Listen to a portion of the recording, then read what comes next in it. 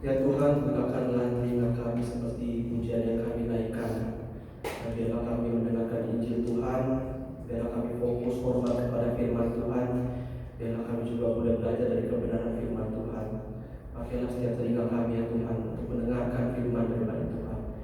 Dan nama Tuhan Yesus kami sudah berdoa, amin. Shalom Bapak Ibu. Shalom. Shalom sekali lagi. Shalom. Oke, haleluya. Ya Bapak Ibu, tema kita hari ini adalah ya pelayanan Kristus terhadap gerejanya yang sejati. Ya kita 1 bulan ini belajar tentang pelayanan, dan hari ini kita belajar ya dari Tuhan Yesus sendiri bagaimana Ia melayani, bagaimana ya seperti yang kita baca tadi ya, gembalakanlah domba-domba. Kita buka satu bagian firman Tuhan Bapak Ibu dalam Yohanes 10. Yohanes 10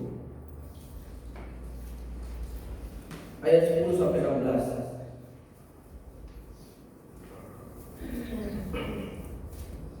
Yohanes 10 ayat 10 sampai 16. Saya bacakan ayatnya 10 Bapak Ibu. Kemudian Bapak Ibu ayat 11 kita gantian sampai ayat 16. Yohanes 10 ayat 10 sampai ayatnya yang ke-16. Saya bacakan terlebih dahulu ayat 10. Demikianlah firman Tuhan. Pencuri datang hanya untuk mencuri dan membunuh dan membinasakan. Aku datang supaya mereka mempunyai hidup dan mempunyainya dalam segala kelimpahan.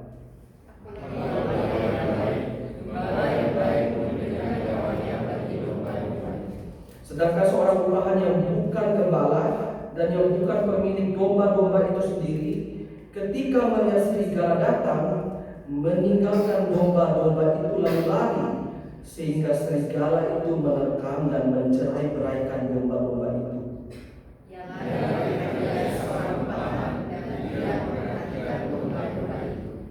Akulah gembala yang baik, dan aku mengenal domba-dombaku, dan domba-dombaku mengenal aku. Sama seperti Bapa mengenal aku, dan aku mengenal Bapa, dan aku mengenal aku bagi domba-domba. Ada lagi padaku domba-domba lain yang bukan dari kandang ini. Domba-domba itu harus bertuntun juga, dan mereka akan mendengarkan suaraku, dan mereka akan menjadi satu dengan satu gembala. Oke, demikianlah jalan pembacaan kita pada pagi menjelang siang hari ini Bapak Ibu. Ya Bapak Ibu, ketika ya gembala itu kalau kita pada zaman dahulu, gembala itu bisa dikatakan sebagai orang yang mungkin seorang yang kasar, seorang yang tidak baik. Ya kita tahu sendiri bahwa gembala itu sering dikorbankan, itu bukan seorang profesi yang bagus Bapak Ibu pada zaman dahulu. Tapi kali ini Bapak Ibu, ya kalau dalam Alkitab gembala itu ya orang baik Bapak Ibu, orang yang sangat penting. Bahkan kita tahu bahwa Amos ketika dia dipanggil oleh Tuhan untuk menjadi saluran suaranya Tuhan kepada umat Tuhan, dia bilang, saya Amos, saya gembala dari Tekoa. Jadi sosok gembala itu nggak bisa lepas dari kitab suci kita Bapak Ibu. Sosok gembala itu sangat penting sekali. Tapi kita hari ini akan belajar dari Tuhan Yesus sebagai gembala yang agung, gembala yang baik, the good shepherd. Tuhan Yesus itu bukan gembala yang saya bilang gak baik tadi Bapak Ibu. Dia adalah gembala yang terbaik. Dan kita itu belajar dari kehidupannya Tuhan Yesus, bagaimana dia hidup, bagaimana dia itu melayani orang, mengembalakan orang lain, dan banyak hal Bapak Ibu kita belajar dari Tuhan Yesus sendiri. Nah Bapak Ibu, sebelum kita bahas teks yang kita baca tadi, konteks sebelumnya itu kalau kita perhatikan di Yohanes itu Bapak Ibu, dikatakan bahwa banyak orang-orang palsu, banyak orang-orang palsu. Maksudnya orang Farisi, dia itu ketika lihat orang yang sulit, ketika orang lihat orang yang susah, dia itu mengintimidasi, mengancam. Pokoknya dia biarkan kalau ada orang yang susah. Itu gambaran tapi maksudnya. Ini gambaran yang tidak baik seperti ini.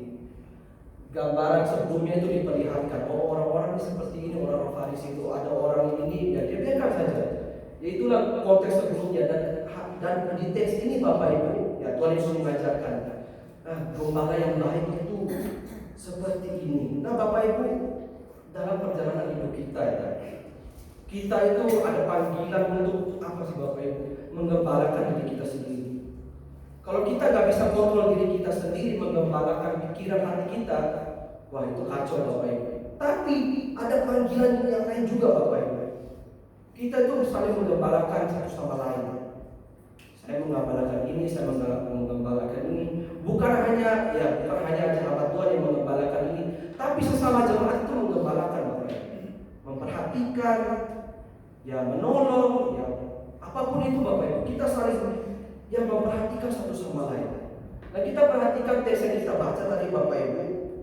Dikatakan ada pencuri datang hanya untuk mencuri, membunuh. Maksudnya seperti ini Bapak Ibu.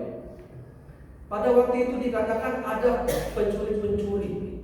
Pencuri itu apa? Ya mungkin orang berpikir, oh ini kan domba berarti serigala itu suka gigit-gigit gitu.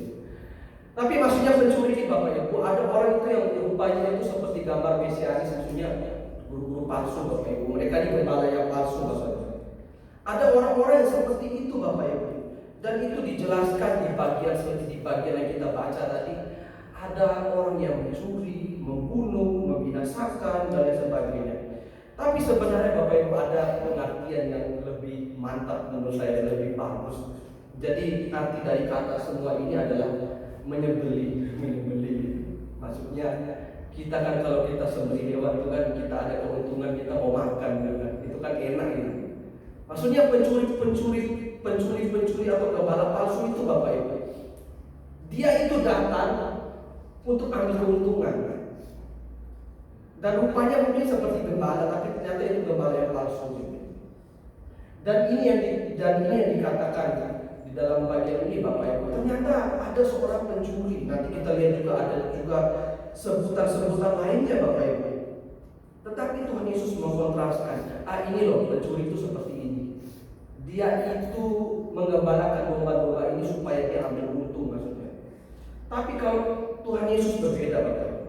Dia bilang, aku datang supaya kamu tuh punya hidup, supaya kamu tuh punya kelimpahan. Nah kelimpahan ini apa ya? Bahaya kalau kita ngomong hidup kelimpahan ini orang bisa salah-salah artikan Bapak Ibu. Dan memang kalau kelimpahan maksudnya kita itu berlimpah melampaui segala sesuatu yang kita perlukan. Wah kalau udah ketemu kata ini Bapak Ibu, kita artikan lurus-lurus aja, berarti Tuhan itu datang itu, atau saya percaya Tuhan itu apapun yang saya perlukan itu dikasih. Wah bahaya Bapak Ibu kalau kita artikan seperti itu.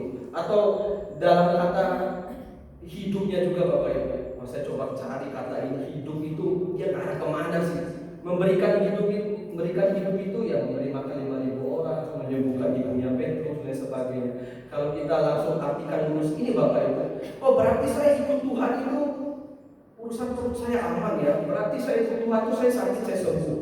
Berarti ada masalah apapun itu saya bisa saya ya karena saya percaya Tuhan. Tapi sekali lagi Bapak Ibu, ini tuh gambaran Bapak Ibu. Gambaran kita itu mati total rohani kita. Nah makanya ketika orang-orang ikut Tuhan Yesus pada waktu itu Bapak Ibu, waktu setelah dikasih makan mereka kan ikut terus Tuhan Yesus kemana pun, dia ke sana, kita ikut dia ke utara, dia ke barat, dia ikut. Ya orang pada waktu itu salah paham Bapak Ibu. Dikira saya percaya Tuhan ini berarti saya dapat ini, saya dapat itu, saya ikut terus. Makanya Tuhan Yesus bilang orang-orang ini sebenarnya nggak cari saya. Mereka itu cari berkatnya saya sebenarnya. Tetapi sebenarnya Bapak Ibu, apapun yang Tuhan Yesus lakukan di dunia itu ketika dia menyembuhkan orang sakit dan sebagainya, itu semua tuh mengarah kepada diri kita yang sakit rohani itu loh Bapak Ibu. Kita tuh mati total. Makanya Tuhan Yesus tuh bilang di sini, aku itu memberikan apa? Berikan hidup Bapak Ibu, memberikan kelimpahan. Ya kita itu sudah dicuri, sudah dibinasakan oleh apa? Oleh dosa. Makanya Tuhan Yesus saya ini mau tolong kita semua. Ya jangan sampai bagian ini Bapak Ibu, ya kita salah artikan gitu ya Bapak Ibu. Kita salah artikan. Berarti saya ikut Tuhan ini begini, bahaya Bapak Ibu. Dan bagian yang kita baca selanjutnya Bapak Ibu di dalam ayat 11, akulah gembala yang baik. Ini ungkapan yang sangat terkenal Bapak Ibu. Kalau kita hanya ngomong gembala, gembala itu umum Bapak Ibu. Umum sekali seperti saya baca tadi, ada gembala yang nggak baik, ada gembala yang baik. Tapi sekali lagi Bapak Ibu, ini ada kata sifat ya, gembala. Tuhan Yesus itu gembala yang baik dan Dia memberikan nyawanya. Memberikan nyawanya. Perhatikan sih Bapak Ibu ya, Dia memberikan nyawanya. Tapi ada bagian yang Dia kontraskan lagi Bapak Ibu. Dia kasih perbedaan lagi. Seperti apa bedanya gembala yang baik dengan yang lain? Sedangkan seorang upahan yang bukan menggembala, dia bukan pemilik domba-domba itu sendiri. Katakan, kita perhatikan ini Bapak Ibu, seorang upahan yang bukan gembala. Maksudnya apa sih Bapak Ibu? Jadi di sini tuh dibedakan antara gembala dan upahan. Ada dua, gembala dan upahan. Apa bedanya gembala dan upahan?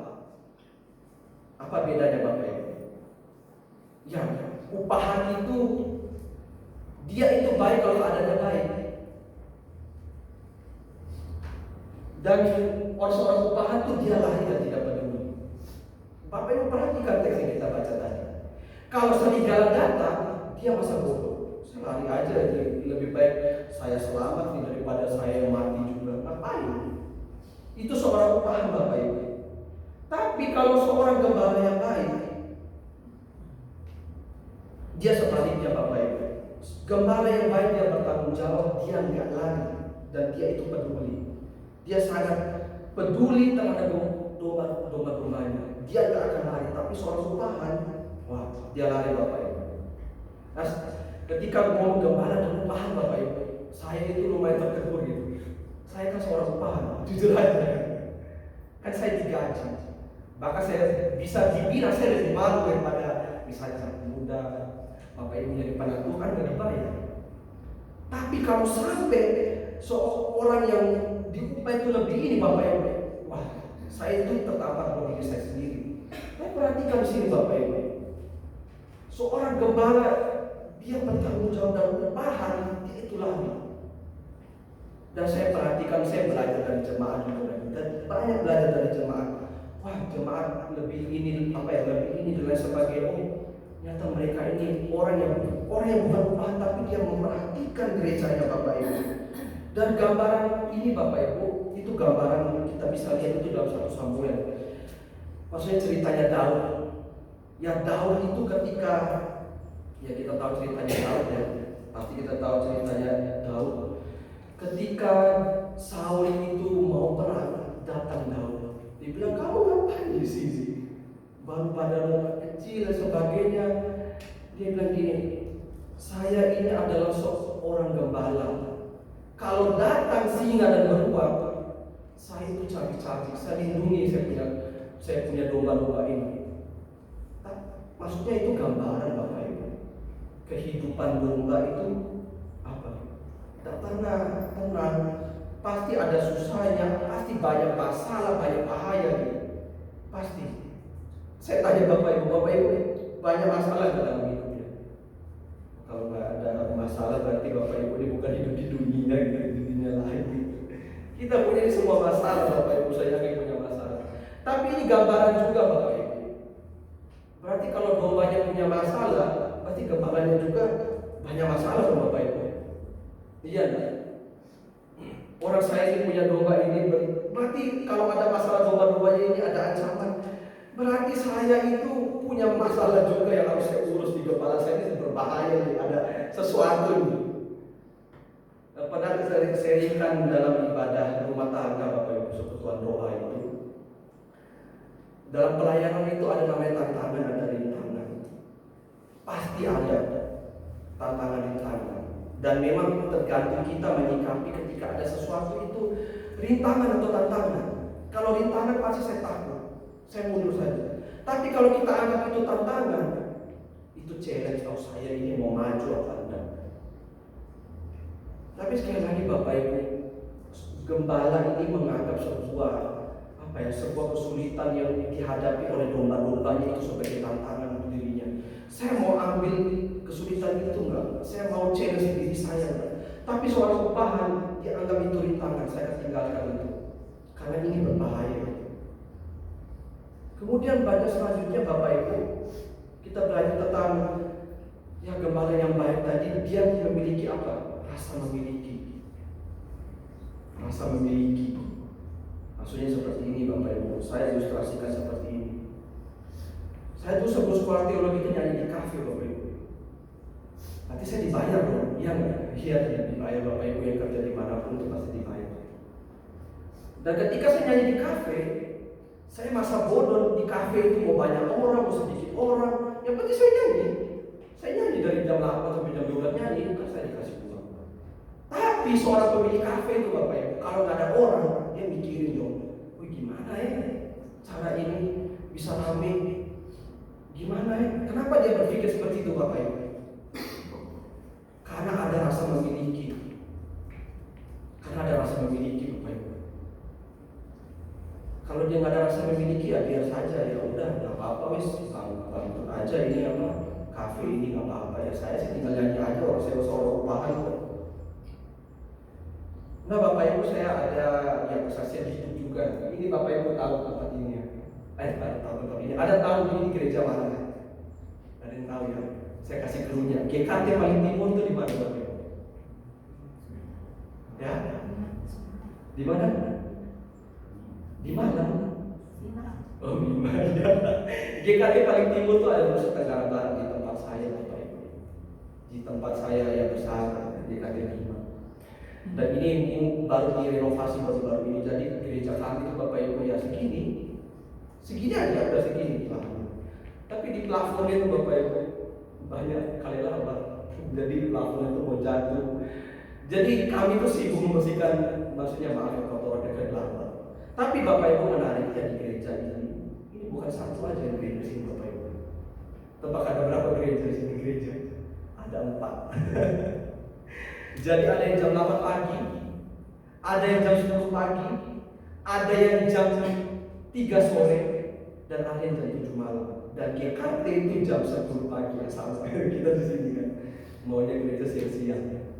Nah Bapak Ibu, karena GKT itu gerejanya itu jam 10, mau nggak mau Bapak Ibu, kita bersihkan gereja itu sebelum ibadah.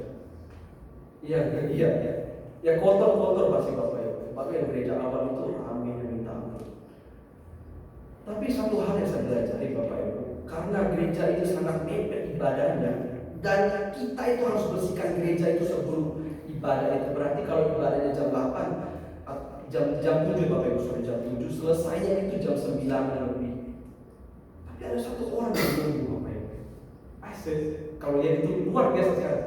Dia tunggu orang habis ibadah itu jam 9, dia tunggu udah keluar tuh, dia sapu sendiri dulu. Wih, tapi saya pikir kamu ngapain kamu lakukan itu ya? Ngapain kamu lakukan itu Pak? Ini bukan gereja kamu kok, ini ada 4 gereja Bapak Ibu. Ini ada pelan-pelannya itu maksudnya di GKT ini jam segini. Itu kan bukan gereja kamu, ini gereja yang milik tentara Bapak Ibu. Ini di kopi, jadi bukan milik kami sendiri. Karena kami itu nggak punya izin untuk bangunan. Jadi 4 gereja ini langsung di sini. Tapi saya pikir ada satu orang ini, ngapain dia dari jam 9, setengah 9 udah nunggu, dia nyapu gereja ini, dia pel. Ternyata ya itu, dia ada rasa memilikinya tuh Bapak Ibu. Dia sayang sama gereja ini luar biasa. Dan dari situ Bapak Ibu ya, saya belajar dari selain itu ya, bukan saya. Jemaat itu belajarnya apa? Gembalanya datang jam 9, dia datang jam 9. Maka itu itu masih soal praktek Bapak Ibu 1 tahun. Waktu itu dia datang jam 9, bersihkan gereja itu. Ngapain? Dosa nggak lakuin itu ya?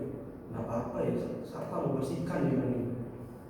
Tapi setelah itu ya kami diajar itu Bapak Ibu, kami diajar bersihkan. Tapi maksudnya apa sih saya mau pakai ilustrasi ini Bapak Ibu? Rasa memiliki itu loh Bapak Ibu. Saya lihat gereja di tempat itu luar biasa, saya minta ampun.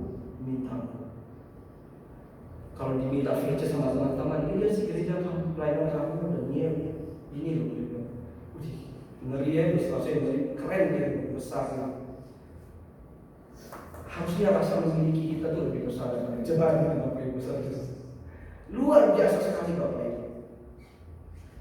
Dan dari bagian ini juga Bapak Ibu ya kita belajar dari filosofinya Tuhan Yesus datang ke dunia ini. Kita buka sama-sama ya Bapak Ibu. Matius 20 ayat 28. Kita bisa baca sama-sama. Matius 20 ayat 28.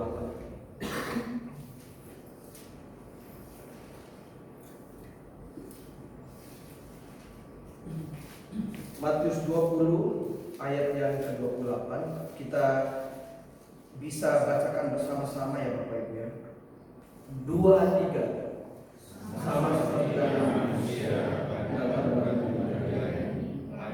untuk melayani dan untuk memberikan.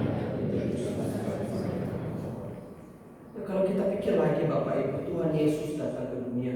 Apakah Tuhan Yesus itu jabatannya itu lebih rendah daripada kita? Tidak Bapak Ibu. Dia paling tertinggi. Tapi apa dia bilang? Saya datang di dunia ini untuk melayani kamu. Kita semua. Bukan untuk dilayani. Dan juga saya belajar Bapak Ibu berbicara tentang seorang upahan itu ada seorang konsumen. Maksudnya seorang konsumen itu Bapak Ibu yang kita seorang upahan itu hanya mau dia itu diberkati saja, ditolong, dihibur dan lain sebagainya dan lain sebagainya. Dan dia bukan orang yang repot-repot memberikan sesuatu kepada orang lain. Itulah seorang upahan Bapak Ibu. Ya kembali lagi pertanyaan untuk kita semua itu, kita ini seorang gembala atau seorang upahan? Tapi Bapak Ibu jangan tertujunya ke kami memang Tuhan ya Bapak Ibu. Bapak Ibu juga gembala loh Bapak Ibu. Gembala satu sama lain. Bapak Ibu ini kita semua gembala atau upahan. Kalau kita orang upahan, nanti kita mau enaknya saja. Kalau kita seorang upahan, sekali lagi Bapak Ibu, kita orang yang menunggu bola, bukan jemput bola. Dan juga pelayanan Kristus selanjutnya itu Bapak Ibu adalah soal berdoa. Ya ini saya juga menyuarakan untuk kita itu ikut persekutuan doa Bapak Ibu. Pelayanan Tuhan Yesus di dunia ini adalah berdoa juga untuk domba-dombanya Bapak Ibu. Karena kita tahu panggilan Kristus ke dalam dunia itu ya teks itu ya. Raja Imam Nabi. Ya di situ perannya juga sebagai nabi itu ya mendoakan Bapak Ibu. Imam, sebagai seorang imam, dia mendoakan umat Tuhan, domba-domba gembalaannya Tuhan, mendoakan. Ya, itu juga yang kita bisa lakukan saat ini. Kita ada persekutuan doa ya. Saya dorong sekali Bapak Ibu kita ikut persekutuan doa. Dan jangan kita kalau udah tempat ini persekutuan doa kasar dua apa. Tapi ini salah satu pelayanan yang baik sekali Bapak Ibu. Ketika kita mungkin nggak bisa lakukan apapun di gereja ini, udah ada kerja ini. Ada sesuatu yang bisa kita lakukan itu berdoa Bapak Ibu. Makanya kalau kita pulang bawa kertas fakta itu Bapak Ibu kita baca doakan di kamar kita masing-masing lagi. Ya saya nggak tahu mungkin Bapak Ibu foto baru simpan lagi di sini. Tapi kalau bisa dibawa kalau kita doakan. Dan ketika ada persekutuan doa Bapak Ibu datang berdoa. Kemudian bagian selanjutnya yang kita belajar Bapak Ibu adalah ya kalimat ini Bapak Ibu. Aku mengenal domba-dombaku, domba-dombaku itu mengenal aku. Wah di sini bahasa Indonesia itu sangat bagus daripada bahasa Inggris ya. Kalau dalam bahasa Yunani itu ginosko atau bahasa Inggris itu knowledge. Maksudnya itu mengetahui. Bapak Ibu ngerti ya maksud saya kalau mengenal sama mengetahui itu beda. Saya tahu sih itu, tapi saya tidak tahu namanya siapa itu. Tapi kalau mengenal, itu tuh sesuatu yang lebih dalam Bapak Ibu. Dan dikatakan sini aku mengenal domba-dombaku dan domba-dombaku itu kenal saya. Tapi pertanyaannya, apakah kita itu kenal Tuhan? Ya itu pertanyaan lagi. Tapi yang pasti Tuhan itu kenal domba-dombanya. Kenal itu sampai gimana? Ya kenal saja itu sampai dia tahu nama-namanya itu Bapak Ibu. Bapak Ibu jangan kira saking banyaknya jemaat Tuhan ini kenal saya tidak ya. Nama saya ini loh, dari kiri nama ini. Atau saya ini enggak kenal Bapak Ibu, kenal. Dikatakan ya, dia memanggil domba-dombanya menurut namanya. Ini kan pengenalan yang intim Bapak Ibu. Dan ketika Tuhan itu bilang, aku mengenal domba-dombaku, Berarti apa Bapak Ibu? Dia kenal kita ini apa? Manusia, dia manusia. Selain itu dia kenal kita ini apa Bapak Ibu? Kita itu buruk maksudnya Bapak Ibu. Ya seringkali kan domba itu sebagai gambaran hewan yang maaf kata bodoh Bapak Ibu.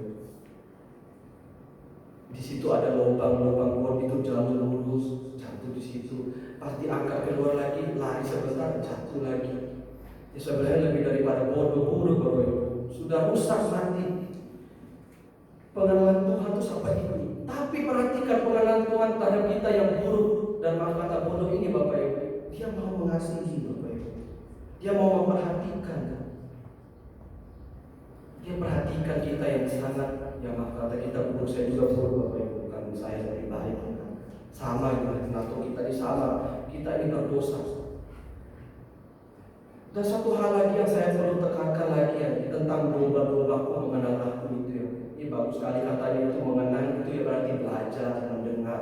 Tapi ada satu kata yang menarik itu Bapak Ibu, ditafsirkan to realize, menyadari. Ketika Tuhan itu ngomong, dia sadar itu suara Tuhan. Ini saya lagi tekankan lagi minggu lalu Bapak Ibu. Kalau firman Tuhan, fokus dengan firman Tuhan, jangan fokus yang lain. Jangan kira saya nggak tahu di atas Bapak Ibu. Saya lihat Bapak Ibu, tapi saya nggak tahu. Tapi perhatikan di sini Bapak Ibu. Domba-dombaku itu mendengar suaraku. Bahkan dibilang domba-domba lain. Maksudnya domba yang Tuhan, tapi dari tempat lain. Ini kan panggilan ini Bapak Ibu. Panggilan Injil itu harus disebarkan ke seluruh muka bumi. Karena ada domba-dombaku di tempat lain. Tapi perhatikan di sini kita belajar juga Bapak Ibu. Domba-dombaku mengenal suara itu. Dia menyadari ini dari firman Tuhan. Dia dengar firman Tuhan. Maksudnya seperti itu Bapak Ibu. Ini refleksi sedikit aja Bapak Ibu. Kita kembali lagi kepada Tuhan. Ya, Tuhan itu mengenal kita domba-domba ini. Ya, domba ini terlihat imut ya, cantik. Saya lihat papi itu ya cantik, menggemaskan. Domba itu ternyata lebih menggemaskan Bapak Ibu. Setelah saya lihat ada bulu-bulunya senang. Tapi di balik menggemaskannya itu ya, ada di dalam itu sangat buruk sekali Bapak Ibu. Apakah Tuhan tidak tahu? Tahu Bapak Ibu. Tahu kita ini buruk semuanya. Tapi Tuhan itu katanya, aku gembala yang baik, aku memberikan nyawaku bagi domba-domba ini. Ya kita semua itu loh Bapak Ibu. Kemudian bagian terakhir Bapak Ibu, ini ya domba-domba yang lain bukan dari kandang ini. Ketika saya merefleksikan bagian terakhir Bapak Ibu, saya tidak mau jauh-jauh. Ini kan sebenarnya panggilan kita ya. Ya kita itu menginjili di mana, yang belum mendengarkan firman Tuhan. Tapi ketika saya melihat bagian teks ini mirip dengan bagian Yohanes 21 ya. Seperti yang kita baca tadi Bapak Ibu. Kita baca tentang petunjuk hidup baru tadi ya. Gembalakanlah domba-dombaku, itu ada ayat 15b, 16b, 17b. Di bagiannya A itu Bapak Ibu ditanya, Simon, anak Yohanes, apakah engkau mengasihi aku? Simon anak Yohanes, apakah engkau mengasihi aku? 3 kali ditanya. Jawabannya apa Bapak Ibu? Ya, saya mengasihimu Tuhan. Sampai 3 kali Tuhan, 3 kali Tuhan tanya, kenapa Tuhan tanya terus? Saya refleksikan begini Bapak Ibu. Ini gereja di siapa? Ini fotonya anak pemuda saya minta tadi malam jam 12 saya mikir-mikir. Ini gereja siapa Bapak Ibu? Bapak Ibu mau jawab? Gereja siapa? Gereja yang gereja Tuhan, gereja Bapak Ibu. Itu dititipkan sama Tuhan. Nah, saya lupa pertanyaannya. Kalau bisa saya bilang 3 kali. GKI Trinity, apakah engkau mengasihi aku daripada mereka ini? Waktu itu kan ditanya kan, Simon, kamu mengasihi aku nggak daripada mereka ini yang lain? Ya, saya mengasihi. Dan ternyata jawabannya Tuhan itu apa Bapak Ibu? Ada yang tahu jawabannya Tuhan ketika tanya sama Simon ini? Jawabannya Tuhan apa Bapak Ibu? Ya, tadi gembalakanlah domba-domba. Nah Bapak Ibu, di bagian terakhir ini, ya anggaplah ini Tuhan sedang bertanya dalam setiap hati kita GKT Trinity, apakah engkau mengasihi aku daripada orang lain, daripada satu kiri kanan kita? Ya kita pasti jawab iya Bapak Ibu. Iya, iya. Iya atau enggak Bapak Ibu? Iya ya. Jangan bilang enggak nih Pak, celaka. Ketika kita bilang mengasihi Tuhan, kita bilang ketika Tuhan tanya kau mengasihi aku, ya Tuhan saya mengasihi Tuhan dengan segenap hatiku. Tapi jawabannya Tuhan Bapak Ibu ini gembalakanlah domba-dombaku. Dan Bapak Ibu ini sekali lagi bukan panggilannya saya, bukan panggilannya Pak Penatua dan lainnya Bapak Ibu. Itu panggilannya kita semua. Gembalakanlah satu sama lain. Gembalakan kiri kanan kita. Dan saya ajak kita Bapak Ibu ya, lihat satu kiri kanan kita. Coba lihat kita sudah kenal satu sama lain. Lihat satu kiri kanan kita Bapak Ibu. Itulah gembala domba-domba yang dipercayakan Tuhan kepada Bapak Ibu semua. Gembalakanlah Bapak Ibu. Kasihlah domba-domba itu dan ya pasang badan Bapak Ibu. Kasih nyawa Bapak Ibu, berani kita menolong satu sama lain. Karena kita sudah mengasihi Tuhan, berarti kita sayang sama domba-domba Tuhan, sayang sama semuanya. Dan kiranya itu menjadi refleksi yang benar-benar hidup dalam panggilan kita Bapak Ibu. Kita adalah gembala, kita bukan seorang upahan, dan kita betul-betul peduli terhadap domba-domba Tuhan. Mari sama-sama kita tundukkan hati kita berdoa.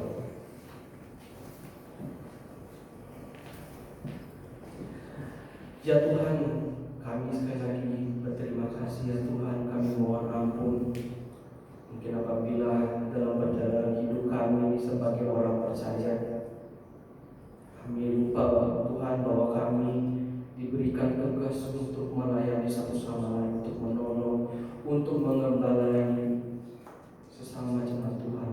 Ampuni kami ya Tuhan.